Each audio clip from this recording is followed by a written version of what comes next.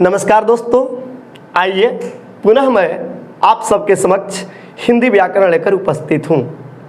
इसके पहले एक हमारी वीडियो आई हुई थी इस चैनल पर, जिसे आपने प्यार दिया, पसंद भी किया, और आपसे यह भी निवेदन है कि जो भी वीडियो हमारे चैनल के माध्यम से आवे, किसी भी विषय वस्तु से संबंधित हो, आप उसे पसंद करें, आप उसे शेयर करें और जितना अधिक हो सके उतना आप देखने का प्रयास करें। तो चलिए, आज हम प्रत्येक प्रतियोगिता के लिए, चाहे वो प्रतियोगिता किसी स्तर का हो, चाहे वह बीपीएससी का हो, यूपीएससी का हो, आईएएस आईपीएस का हो, उस सब का जो रूट होता है भाषा से, वह रूट हिंदी वर्णमाला होता है। तो आज हम रूट को लिए चलते हैं आपके समक्ष हिंदी वर्णमाला। यहाँ दो शब्द है, हिंदी और वर्णमाला। आप पहले से अवगत हैं कि हिंदी क्या है, तो हिंदी अपने आप में एक भाषा है। अब ये वर्णमाला किसे कहते हैं?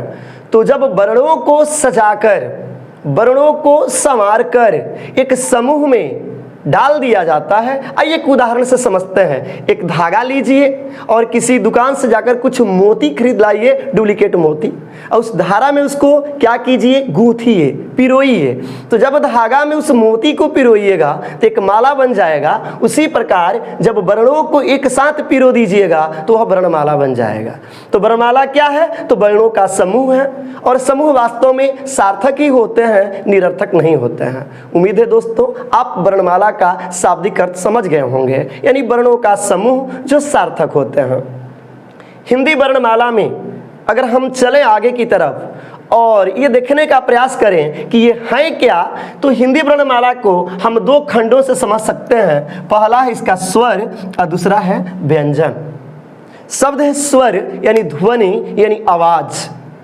चूंकि व्यंजन भी अपने आप में आवाज है, लेकिन स्वर कहता है जो स्वतः खुद ब खुद सेल्फ प्रस्फुटित हो, यानी जिसका उच्चारण स्वतः हो, सेल्फ हो, उसे स्वर कहते हैं। इसके उच्चारण के लिए हमें किसी भी अन्य शब्द की जरूरत नहीं होती है। तो स्वर जो है मूल रूप से हमारे यहाँ इसकी संख्या 11 बताई गई है। इसमें शब्द आते हैं अंग, अह, जिसका हम इस स्वर के तहत न लेते हैं। अब अ, आ, ई, उ, री, ए, आए, ओ, औ, हमने जो ध्वनि दिया, जो हमने उच्चारण किया, इससे कुछ न कुछ आपके मस्तिष्क में प्रभाव डाला होगा, या एक बिजली सी कौंधी होगी कि इसमें कहीं ना कहीं अंतर आ रहा है। तो जिसका उच्चारण आगे आपको बताएंगे, जो पॉइंट 1, 2, 3 रोमन में दिया गया है। तो जब स्वतः जो उच्चारित हो, जिसके उच्चारण में किसकी सहायता न लेनी पड़े, वह स्वर कहलाता है। स्वर की संख्या 11 है। ये कन्फर्म हो गया आपको, इसमें किसी प्रकार की दिक्कत नहीं है, ना तो संदेह होनी चाहिए। अब इस स्वर को भी हम 3 खंडों में बांट देते हैं। मान लीजिए स्वर पिता है, तो इनके 3 पुत्र हैं। इनका जो पहला पुत्र है उसको ह्रस्व स्वर कहते हैं। ये ह्रस्व क्या है? तो जिसमें एक मात्रा की आवश्यकता होती है, जिसको उच्चारण में अल्प समय की जरूरत होती है, उसको ह्रस्व कहते हैं। जैसे अ, इ, उ, बहुत कम अल्प हमने समय लिया तो यह ह्रस्व हुआ। अब है दीर्घ, जिसमें 2 मात्रा की जरूरत होती है, अर्थात अल्प से 2 गुना जिसमें समय लगता है, उसको हम दीर्घ स्वर कहते हैं। दीर्घ स्वर जैसे आपके सामने है आ, ई, उ, री, ए, आए, ओ, औ, लंबा घिंचा है। किससे लंबा घिंचा है? ह्रस्व की अपेक्षा 2 गुना समय लिया है, वह है दीर्घ। अब एक शब्द आता है प्लुत स्वर।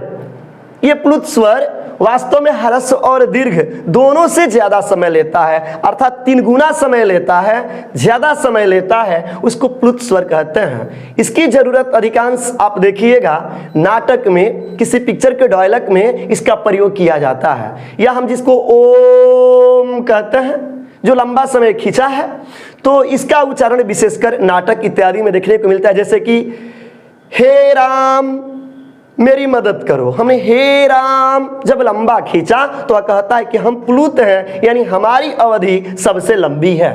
तो आपने देखा स्वर, स्वर के 3 भेद, ह्रस्व, दीर्घ और प्लुत। अब आपको लिए चलते हैं व्यंजन की तरफ। ये व्यंजन क्या है? तो स्पष्ट है कि जिसका उच्चारण स्वर की सहायता से किया जाए, यानी व्यंजन स्वतः उच्चारित नहीं होते हैं, इनके उच्चारण के लिए हमें स्वर की जरूरत होती है। तो जिसकी सहायता यानी कि स्वर की सहायता से जिनका उच्चारण किया जाता है उसे हम व्यंजन कहते हैं। अब व्यंजन को भी हम खंड वाइज कर समझेंगे। तो इसका जो पहला खंड है वह है स्पर्श व्यंजन। स्पर्श यानी टच यानी छूना, यानी कि जब कोई आवाज हमारे फेफड़े से निकलकर हमारे शरीर के किसी विशेष अंग को छूते हुए निकले तो उसको हम स्पर्श व्यंजन कहते हैं। आइए यहाँ है कुछ वर्ग इसमें दिया गया है, जैसे क वर्ग। क वर्ग का जो पहला अक्षर है वह है क।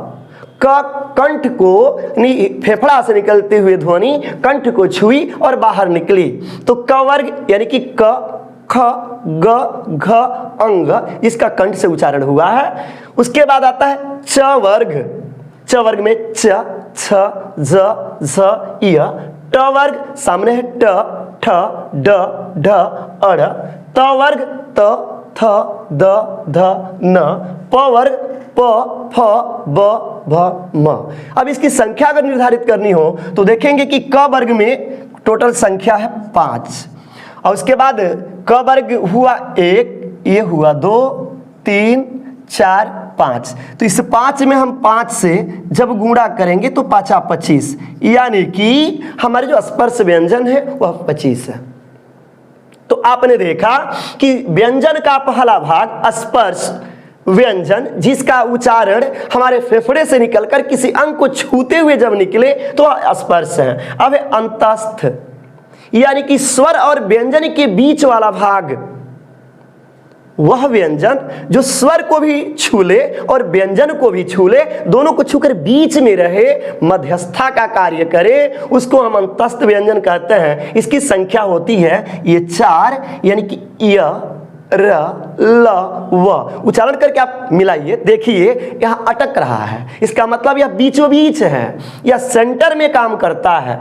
अब जो है इसके बाद अंतस्थ के बाद उष्म व्यंजन, यानी कि जिसके उच्चारण में उष्मा निकलकर घर्षण कर लें, यानी कि घर्षण के माध्यम से जब ऊर्जा निकले और वह ऊर्जा शब्दों को उच्चारण के रूप में निकाल दे, उसको हम उष्म व्यंजन कहते हैं, अर्थात जो घर्षण से उष्मा देता हो। इसमें तलव्य स, मूर्धन्य स, दंत स और ह, इनकी भी संख्या 4 है। कुल मिलाकर कहने का अर्थ है कि 25 तो हमने लिया था क वर्ग का, उसके बाद 4 लिए तो 4 दूनी 8 और उसके बाद 25 था। इसको हम लोग अगर 33 यानी कि 33 लेकर चलते हैं तो इसके बाद कुछ ऐसे अक्षर आते हैं जो आप पूछ सकते हैं आखिर उसका स्थान कहाँ है। जैसे यर्ल में आप देखिएगा वह कौन सा शब्द आपको छूटा है, तो छत्रज्ञ।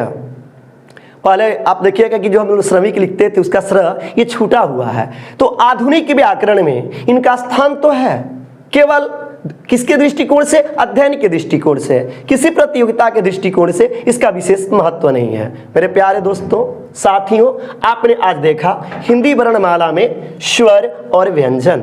स्वर में आपने देखा कि स्वर 11 है, स्वर के 3 खंड है, ह्रस्व, दीर्घ और प्लुत। व्यंजन में आपने देखा स्पर्श, अंतस्थ और उष्म व्यंजन। इसके बाद हम आपसे यहाँ पर एक प्रश्नोत्तरी सभा का आयोजन करने जा रहे हैं। उम्मीद है आप इसमें मेरा साथ देंगे। तो दोस्तों मुझे उम्मीद है आप तैयार होंगे। तैयार है तो आपके सामने मेरा पहला प्रश्न जा रहा है कि जब वर्णों के समूह एकत्र हो जाए तो उसे किस नाम से जानेंगे। तो आप कह सकते हैं क्या? अब आपका उत्तर आपके पास है, इसे कमेंट बॉक्स में जरूर लिखिएगा। द्वितीय प्रश्न आपके सामने जा रहा है कि यदि किसी अक्षर को हम अंतस्थ से यानी कि अंदर से निकालें और निकालते समय घर्षण के बाद जब उष्मा उत्पन्न हो तो उसको किस नाम से जानेंगे? आप उत्तर जानते हैं, उम्मीद है आप जरूर कमेंट बॉक्स में लिखेंगे। तीसरा सवाल आपके सामने जा रहा है कि नाटक इत्यादि में जिस अक्षर का हम प्रयोग करते हैं, जिस स्वर का हम प्रयोग करते हैं, वह वास्तव में है क्या?